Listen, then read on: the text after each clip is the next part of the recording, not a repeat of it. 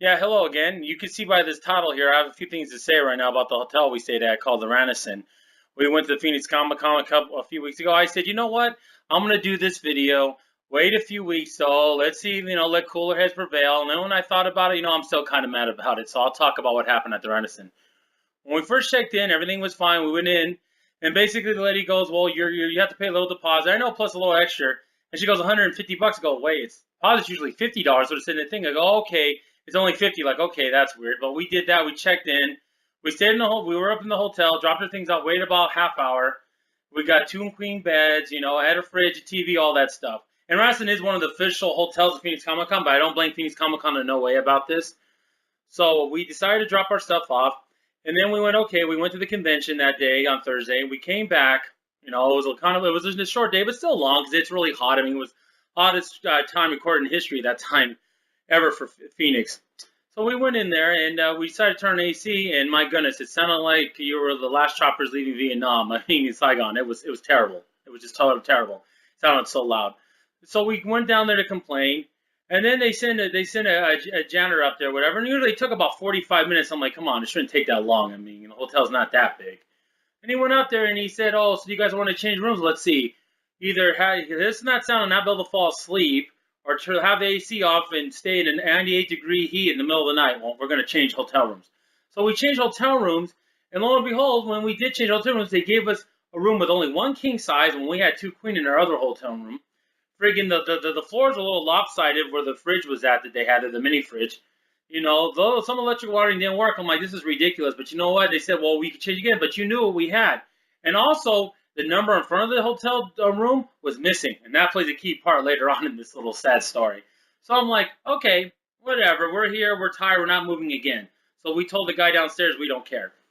And then the second day we were done on this all happened the Thursday night. Friday night we came back from the second day of the convention. We go up there and we see these two guys, on the elevator and thinking me in there.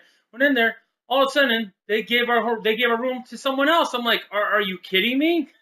And this other guy's like, he didn't know what was going on. It wasn't his fault. So they had to get him another room. They apologized, gave us for the last 2 days their breakfast you have to pay $15 for. So we're like, oh wow, this is ridiculous, right?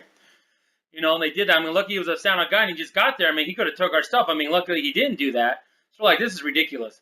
So then now comes the next morning where we went in to use those free breakfasts we got, which she got for the first mistake they did with the AC, but I digress. We went to that breakfast, and it was $10 off. It was only $10 for con goers that were going to Phoenix Comic Con. We went there, and my goodness, the breakfast was terrible. The eggs were cold. The sausage was bad. The bacon was awful. It was an awful, awful breakfast. I mean, this is a $10 breakfast. It shouldn't even be $5. It was just horrible. So then after that, we went to and we said, okay, we'll eat it there, right? And then the next day came by, Sunday, and then my other brother joined us because he wanted to go the last day of the convention with his sons. And I bought him his ticket. And it's nice to have more of my brothers come with me to these conventions. We're all nerds, and we need to nerd out every once in a while together. And we went there, and I guess he wanted to try. I said, go ahead, have it. Believe me, doing a fair was awful.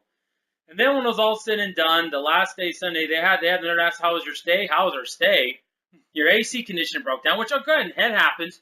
But the way you handle it, and the way the guy asked us, well, you sure you want to change rooms? No, I want to stay in a room that's 95 degrees in this weather. It was terrible. And then the next day, you gave our hotel room to someone else? You should have gave us a free day out of that, not just your crappy complimentary breakfast, which, by the way, was horrible. I mean, if you want to eat a good breakfast and it comes with it, go at the Gardens Inn, Hilton in Phoenix, downtown Phoenix. That breakfast is phenomenal, blows it out of the water. And I'm not saying everything was horrible. And also on the side, I want to say another thing that was really bad about the convention. This actually at the convention, we went to this video game panel on the first day, and there's some independent game developers from Phoenix, and there's some people that have been in the industry in LA, and it's really good. There's a guy sitting right next to me who thought it was a good idea to get Chinese food and actually have soup, and he was slurping his soup, and he was sitting right next to me. I go, are you kidding me? You're at a panel, you're a guest, or someone attending the panel, and you're slurping soup right next to me in the audience? You got to be kidding me. Do you have any sense of manners or any sense in your head? Well, that's all I want to say about these two subjects. Those are probably definitely the lowlights of the convention. As a matter of the excessive heat, it was almost 120 on Friday. It was terrible on that point. Well, I'll talk to you later. Thanks for listening to me. I'll make more videos in the future about Phoenix Comic, more of the good things. Okay, bye.